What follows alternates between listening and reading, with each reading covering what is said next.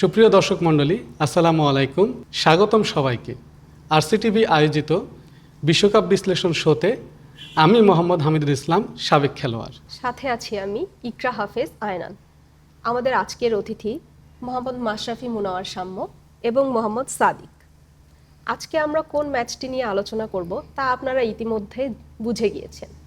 আজকে আমরা আলোচনা করব গ্রুপ সি এর সবচেয়ে গুরুত্বপূর্ণ একটি ম্যাচ, ব্রাজিল বনাম মরক্কো, যার ফলাফল ছিল 1-1। চলুন আমরা আজ আলোচনা করি এই ড্র ফলাফলটি ব্রাজিলের জন্য হতাশার নাকি মরক্কোর জন্য সবচেয়ে বিশাল সাফল্য ছিল।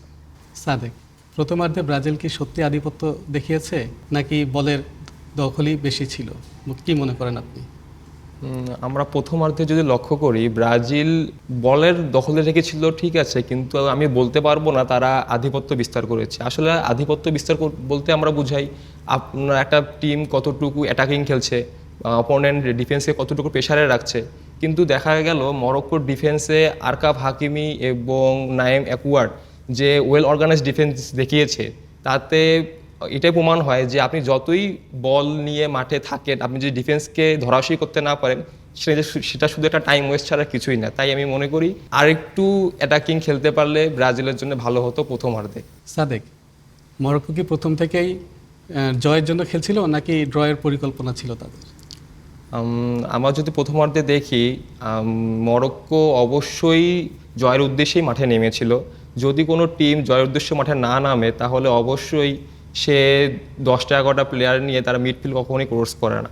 কিন্তু আমরা খেলাতে দেখলাম যে মরক্কো মিডফিল্ডে এবং অ্যাটাকিংয়ে যথেষ্ট এগিয়ে ছিল এবং ডিফেন্স থেকেও তারা চেষ্টা করেছিল সামনে কীভাবে অ্যাটাকিং করা যায়। আমরা মিডফিল্ডে দেখতে পারি সেলিম আমাল্লা যথেষ্ট চেষ্টা করেছে মিডফিল্ডে ব্রাজিলকে ডিফেন্স করার, এবং বলা যাচ্ছে যে ডিফেন্স থেকে আরকাব হাকিমিও চেষ্টা করেছিল ডান দিক থেকে অ্যাটাকিং করার। এদিকে সামনে থেকে ইউসুফ এনসেরিও চেষ্টা করেছিল সামনে পুশিং করে ব্রাজিলের ডিফেন্সকে কীভাবে ধরাশয়ী করা যায়। তো ইন্ড অফ দ্য ডিসকাশন বলাই যায় ব্রাজিলের বিপক্ষে মরক্কো এটা ড্রয়ের উদ্দেশ্যে ম্যাচ ছিল না, এটা জিত নিয়ে আসার একটা ম্যাচ ছিল। আমি আপনার সাথে একমত, কারণ মরক্কো তাদের যে পারফরমেন্সটা দেখিয়েছে, ব্রাজিল সেভাবে তাদের প্রত্যাশিত খেলা খেলতে পারেনি। বিধায় মরক্কো তারা তাদের যে খেলার যে উন্মাদনা, পারফরমেন্সেই প্রভাব বিস্তার করেছে। হ্যাঁ, এটা ঠিক যে আসলে বর্তমানে হাতে কলমে ভালো টিম থাকলেই যে মাঠে ভালো পারফরমেন্স হবে এটা সম্পূর্ণ বলা মুশকিল। আমরা আজকের ম্যাচেই যদি বলা যায় হাতে কলমে ব্রাজিল অনেক সুসংগঠিত টিম, কিন্তু মরক্কো প্রমাণ করে দেখিয়েছে মাঠের পারফরমেন্সই আসল। মাঠে পারফরমেন্সকে আপনাকে বলে দিবে আপনি কতটুকু ভালো খেলছেন, কতটুকু খারাপ খেলছেন। That's it. আচ্ছা, আমরা এবারে চলে যাই মিস্টার সাম্যর কাছে। প্রথমার্ধে ব্রাজিলের প্লেয়াররা কি প্রত্যাশা পূরণ করতে পেরেছে? ধন্যবাদ ইকরা, আমাকে এত সুন্দর একটা প্রোগ্রামে ইনভাইট করার জন্য। তো আমি যদি বলি প্রথমার্ধের কথা, তাহলে ব্রাজিলের প্লেয়াররা অবশ্যই প্রত্যাশা পূরণ করতে পারেনি, কারণ আমরা জানি ব্রাজিল একটা অনেক বড় দল, আর এই দলে তারকাতে ভরপুর একটি দল। তো সেই দল মরক্কোর কাছে যেভাবে নাকানি চুবানি খেয়েছে প্রথম হাফে, আমরা বলতে পারি তাদের যে ওয়েল ডিসিপ্লিনড খেলাধুলা এবং তাদের প্রত্যেকটা প্লেয়ারই যেভাবে খেলেছে, ব্রাজিলের এতগুলো তারকা থাকা সত্ত্বেও সেরকম আশানুরূপ কোনো ফলাফল আমরা আসলে ব্রাজিলের কাছ থেকে পাইনি। এজন্য আসলে আমরা এটা অপ্রত্যাশিত ছিল একেবারেই। আচ্ছা সাম্য, প্রথমার্ধের পর কোন দল বেশি সন্তুষ্ট অর্জন করতে পেরেছে? জি, আমি মনে করি এটা সন্তুষ্টর দিক থেকে মরক্কোই বেশি সন্তুষ্ট ছিল, কারণ তারা ব্রাজিলের সাথে খেলছে। ইভেন ব্রাজিলের মতো দলের সাথে যদি তারা ড্র করে সেটাও তাদের কাছে অনেক বড় কিছু আমি মনে করি, কারণ গ্রুপ স্টেজে এই দুইটি দলই হচ্ছে সব থেকে শক্তিশালী দল আমি মনে করি। তো গ্রুপ চ্যাম্পিয়ন হওয়ার লড়াইয়ে ব্রাজিলের থেকে উইন অথবা ড্র করাটাই হচ্ছে ওদের জন্য অনেক কিছু আমি মনে করি। তো ইভেন তারা খুব দ্রুত একটি গোল দিয়ে দিয়েছিল ব্রাজিলকে। সো আমি মনে করি যে তারাই বেশি সন্তুষ্ট ছিল আর কি। জি, আমি আপনার সাথে সহমত। ব্রাজিলের প্লেয়াররা যে খেলাটা প্রত্যাশিত রাখিনি অবশ্যই, তো মরক্কো অবশ্যই সন্তুষ্টি অর্জন করতে পেরেছিল। জি।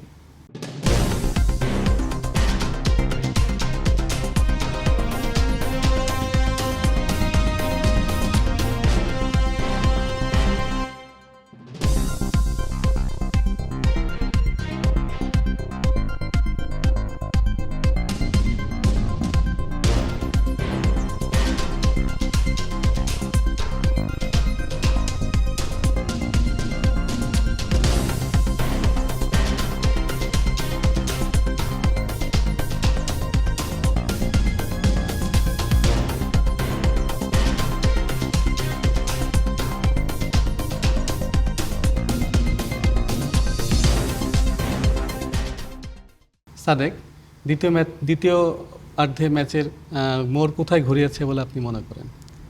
আমরা দেখেছি দ্বিতীয় অর্ধে যেহেতু কোনো গোল হয়নি, কিন্তু প্রথম অর্ধে ব্রাজিল যখন আরেকটি গোল দিয়ে সমতায় ফিরে আসে, দ্বিতীয় অর্ধে আমরা লক্ষ্য করেছিলাম যে মরক্কো তখন আরও বেশি শক্তিশালী এবং রক্ষণাবেক্ষণ খেলা শুরু করে দিয়েছিল। এটাই আমি মনে করি খেলার মোড় ঘুরিয়ে দিয়েছে। ব্রাজিলকে যেভাবে ধরাশয়ী করেছে দ্বিতীয় হাফে, আমি মনে করি এটাই ছিল দ্বিতীয় হাফের মোড়, আমার মনে হয় আগে এই ম্যাচের। আমি আপনার সাথে অ্যাড করতে চাই, ব্রাজিল তার যে প্রত্যাশিত খেলা ছিল সেটি দ্বিতীয় অর্ধে খেলতে পারে নাই আসলে, যার জন্য ফলাফলটা কিন্তু 1-1 গোলে শেষ হয়েছে। মরক্কো তাদের সেরা পারফরমেন্সটাই দেখিয়েছে দ্বিতীয় অর্ধ থেকে, সম্পূর্ণ ব্রাজিলকে চাপে ধরে রেখেছিল। ডিফেন্সিভ বলেন, মিডফিল্ডে বলেন, পুরোটাই কিন্তু মরক্কো আধিপত্য বিস্তার করেছে ব্রাজিলের উপর। বিধায় কিন্তু ব্রাজিল কিন্তু আর গোল তাদেরকে দিতে পারেনি। ব্রাজিল কি দ্বিতীয় অর্ধে অতিরিক্ত তাড়াহুড়া করেছে? হ্যাঁ, আমরা ম্যাচে লক্ষ্য করলে দেখতে পারবো সেকেন্ড হাফে ব্রাজিল অতিরিক্ত তাড়াহুড়ো করার কারণে তাদের যে শৃঙ্খলাটা ছিল খেলা, সেটি তারা ধরে রাখতে পারেনি। তারা যখন সমতায় আসার পর তারা যখন দেখতে পেলো সেকেন্ড হাফে ব্রাজিলের বিপক্ষে মরক্কো যথেষ্ট রক্ষণাবেক্ষণ খেলছে, এটাকে তারা ভাঙার জন্য তারা তাড়াহুড়ো করে ভুল পাস, ভুল অ্যাটাকিং, ভুল সিদ্ধান্ত ইত্যাদি কারণেই তারা তাদের কাঙ্ক্ষিত ফলাফলটা নিয়ে আসতে পারেনি। আমি অ্যাজ এ রেজাল্ট যদি চিন্তা করা যায়, সবাই এটাই বলছে যে তাদেরকে আরেকটু ওয়েল অর্গানাইজড হতে হতো। মাঝে শুরু থেকে শেষ পর্যন্ত তারা তাদের শৃঙ্খলাটা ধরে রাখতে পারলে আমি মনে করি ব্রাজিল তাদের কাঙ্ক্ষিত জয়টা নিয়ে আসতে পারতো। কিন্তু আমরা যদি মরক্কোকে দেখি, খুব বেশি তারকা প্লেয়ার নেই, কিন্তু তাদের যে ওয়েল অর্গানাইজড একটা খেলা তারা দেখিয়েছে, এটা প্রমাণ করে যে ম্যাচে শৃঙ্খলাটাই আসল। আচ্ছা, আমরা আবারও ফিরে আসি সাম্যর কাছে। সাম্য, আপনি কি মনে করেন মরক্কোর কোচ কি কৌশলগতভাবে ব্রাজিলের কোচকে হারিয়েছেন? না, অ্যাকচুয়ালি সম্পূর্ণভাবে এটা না, কারণ আমরা জানি ব্রাজিলের কোচ কার্লো আনচেলত্তি দীর্ঘদিন রিয়াল মাদ্রিদে ছিল এবং তিনি একজন সফল কোচ আর কি। আর অন্যদিকে মরক্কোর কোচের জন্যই আসলে মরক্কো এত দারুণ খেলছে গত ওয়ার্ল্ড কাপ প্লাস এই ওয়ার্ল্ড কাপে। সো দুই কোচই আমরা দেখেছি যে সমান একই ফরমেশনেও প্লেয়ার নামাইছিল। তো সেদিক থেকে বিবেচনা করলে দুই কোচের কৌশলের দিকে আসলে খেলাটা মোড় নেয়নি। খেলাটা মোড় নিয়েছে ব্রাজিলের খেলাটা মেইনলি তারকা নির্ভর বেশি হয়ে গেছিল, আর মরক্কোর খেলাটা ওয়েল ডিসিপ্লিনড ছিল। এই কারণেই তারা ড্র করতে পেরেছে, এটাই। আচ্ছা, আপনার কাছে আমার আরেকটি প্রশ্ন, শেষ 15 মিনিটে কোন দল জয়ের বেশি কাছাকাছি ছিল? যেহেতু স্কোর লাইনটা প্রথমার্ধেই 1-1 হয়ে গিয়েছিল, সেহেতু দুই দলই চেষ্টা করছিল কিভাবে একটি গোল দেওয়া যায় আর কি। একটি গোল হলেই আসলে ম্যাচের ফলাফল চেঞ্জ হয়ে যেত।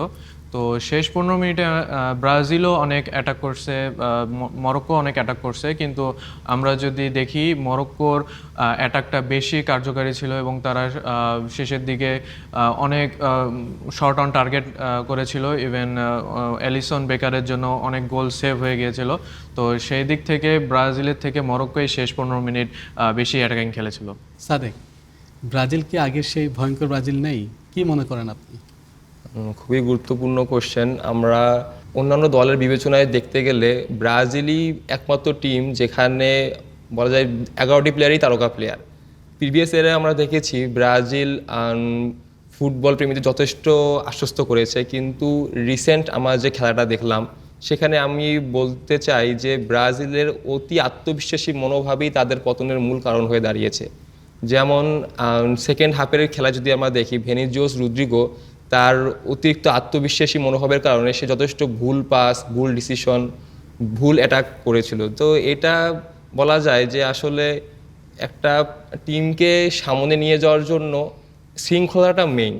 আপনি যতই তারকা প্লেয়ার নিয়ে আসেন, আপনি যদি শৃঙ্খলা বজায় রাখতে না পারেন, নিজে তাড়াহুড়ো করেন, আমার মনে হয় ওই টিম নিয়ে সামনে বেশি আগানো খুবই একটি দুর্লভ বিষয় হয়ে যাবে। তো আমি এটাই বলতে চাই যে ব্রাজিলের সুসংগঠিত হওয়াটা বেশি প্রয়োজন। আমি মনে করি ব্রাজিল আগের ফর্মে এখন আপাতত নাই। যদি তারা আসতে চায় তাহলে তাদেরকে আবার ওয়েল অর্গানাইজড হয়ে খেলতে হবে। তারকা প্লেয়ার এখানে ফ্যাক্ট না, ফ্যাক্ট হচ্ছে ওয়েল অর্গানাইজড, ডিসিপ্লিন এবং অর্গানাইজেশন এবং নিজেদের মধ্যে কমিউনিকেশন এবং সঠিক সিদ্ধান্ত এবং অতি আত্মবিশ্বাসী না হওয়া। সাম্য, তাহলে কি এই ম্যাচে মরক্কোই প্রকৃত জয়ী? আপাত দৃষ্টিতে বলা যায় যে মরক্কো জয়ী, কারণ ব্রাজিলের মতো বড় টিমের সাথে তারা গ্রুপ স্টেজে ড্র করেছে। ইভেন তারা যদি আগামী দুটি ম্যাচ আছে স্কটল্যান্ড আর হাইতির বিপক্ষে, এই দুটি ম্যাচ যদি তারা বড় ব্যবধানে জয়লাভ করে তো তারা গ্রুপ চ্যাম্পিয়ন হয়ে নেক্সট পর্বে যাবে। তো আমরা জানি যে গ্রুপ চ্যাম্পিয়ন হয়ে রাউন্ড অফ 32-তে গেলে কম্পারেটিভলি দুর্বল টিমের সাথে খেলা পড়ে। তো এদিক থেকে ব্রাজিলের জন্য বিষয়টা অনেক ভয়ঙ্কর হবে, ইভেন মরক্কোর জন্য ততটাই সুবিধাজনক হবে। আর এদিক থেকে মরক্কোকে আমরা জয়ী বলতেই পারি। আচ্ছা, তাহলে মরক্কো কি এই গ্রুপের সবচেয়ে বিপজ্জনক দল হয়ে গেল? হ্যাঁ, আমরা বলতে পারি মরক্কো বিপজ্জনক দল, কারণ হচ্ছে তারা ব্রাজিলের সাথে ড্র করেছে। ইভেন তারা যে খেলা প্রদর্শন করছে, তাদের যে ডিসিপ্লিন ওয়েতে তারা খেলছে, ইভেন তাদের যে সবচেয়ে বড় বিষয় ছিল তাদের খেলার মধ্যে তাদের স্পিড, তাদের এত বেশি স্পিডি খেলা। ইভেন তারা আফ্রিকান টিম হয়েও তারা ইউরোপিয়ান স্টাইলে অনেকটা খেলেছে। ইভেন এর জন্যই আসলে তারা তাদের আত্মবিশ্বাস অনেক বেড়ে গেছে, কারণ তারা ব্রাজিলের মতো একটা টিমের সাথে ড্র করেছে। এবং আমরা জানি যে আগের ওয়ার্ল্ড কাপে মরক্কো 3টা বড় বড় টিমকেও তাদের হারানোর রেকর্ড আছে, যেমন স্পেন, পর্তুগাল, বেলজিয়ামের মতো টিমকে তারা হারিয়েছে। আর এই বিশ্বকাপে তারা আরও বেশি পরিণত হয়ে এসেছে, ইভেন তারা ব্রাজিলের সাথে ড্র করেছে। এবং আমার মনে হয় যে তারা আগামী ম্যাচগুলোতে আরও অনেক ভালো করবে।